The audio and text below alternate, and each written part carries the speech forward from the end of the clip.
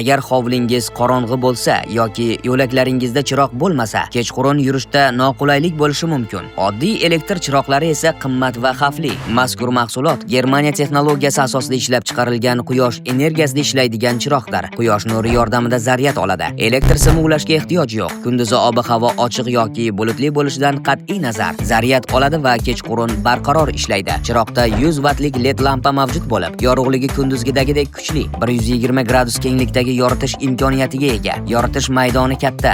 IP67 darajasida suv va changdan himoyalangan. Shamol, yomg'ir, qorli ob-havo sharoitida ham ishlashda davom etadi. Sifat kafolatlangan. Bozor bahosi 399 ming so'm. Hozirgi maxsus aksiya davomida esa 299 ming so'm evaziga 2 dona quyosh energiyasida ishlaydigan chiroq olish mumkin. Hatto shunda ham bir donasi 150 ming so'm atrofida tushadi. Xarid qilsangiz foyda olganday bo'lasiz. Shuning uchun ikkilanmang. Hoziroq qo'ng'iroq qilib buyurtma bering. Bu safar olib kelingan yangilangan quyosh energiyasida ishlaydigan chiroqning 4 ta afzalligi bor. Ichiga o'rnatilgan import qilingan 100 wattli LED lampa xizmat muddati 16 ming soatdan ortiq. Batareya sig'imi oshirilgan. To'liq zaryadlanganida 8 soatdan 12 soatgacha yorug'lik bera oladi. Qancha energiya to'plaganini va qancha qolgani ko'rsatkichda ko'rib turish mumkin. Aqlli boshqaruv tizimi o'rnatilgan. Yorug'likni o'zingiz xohlagan darajada sozlash, qancha vaqt yonib turishini belgilash mumkin. Bu yanada qulay. An'anaviy usulda elektr simi tortish va ulangan joy uchun o'rtacha 12 ming so'm xarajat bo'ladi.